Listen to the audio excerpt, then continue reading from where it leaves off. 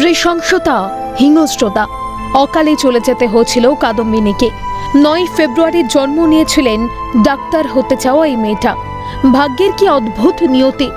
কাদম্বিনীর জন্মদিনের মতোই মৃত্যুদিনও হয়ে রইল 9 তারিখে।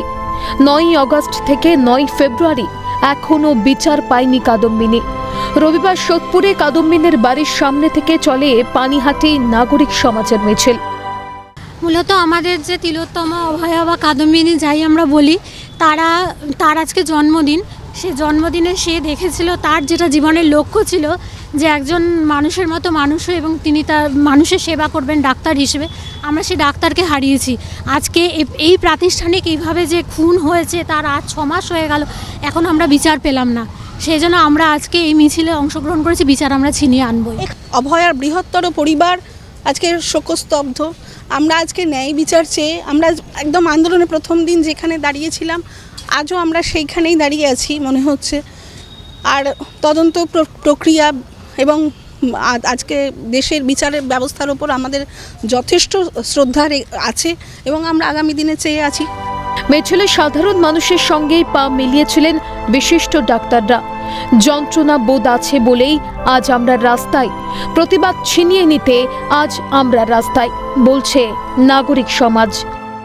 তথ্য প্রমাণ লোপাটের সাথে অনেকেই জড়িত আছে, তো তাদেরকে যতক্ষণ না বিচারের আওতায় আনা যাবে ততক্ষণ অবধি আমরা মনে করব ন্যায় বিচার হলো না। স্মৃতিচারণায় ভাসেন কাদম্বিনীর হতভাগা মা। প্রতি বছর এই দিন কাদম্বিনীর জন্য বাড়িতে হতো নতুন গুড়ের পায়েস। আজ সবটাই অতীত। প্রথম বছর জন্মদিন ওর অনেক বড় করে পালিত হয়েছিল, তারপর থেকে অত বড় আর হয় না, ছোট করেই হয়।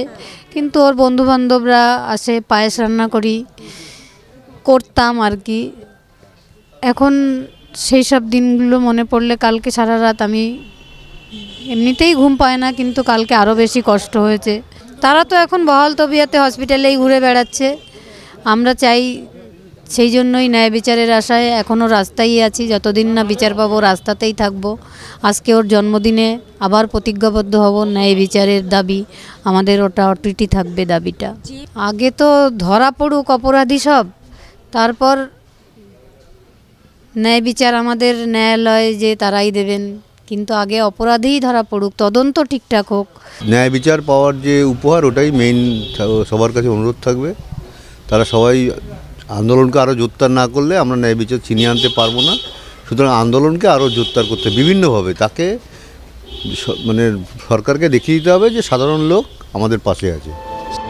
রবির সারাদিন কাদম্বিনীর স্মৃতিচারণায় ন্যায় বিচার ছিনিয়ে আনতে একাধিক কর্মসূচি কাদম্বিনীর বাবা, মা এবং ডাক্তারদের সংগঠন ও অভয়া মঞ্চের। ঘৃণ্য কাজে যারা যুক্ত তারা সবাই ধরা পড়ুক, হোক উপযুক্ত তদন্ত, আর তারপর কঠোর থেকে কঠোরতম শাস্তি হোক প্রত্যেক দোষীর। এটাই প্রার্থনা কাদম্বিনীর হতভাগ্য বাবা মায়ের। প্রত্যেকেরই একটাই দাবি, বিচার। প্রত্যেকেই চান কাদম্বিনী বিচার পাক। ক্যামেরায় গোপালের সঙ্গে রেশমির রিপোর্ট, ক্যালকাটা নিউজ, সোদপুর।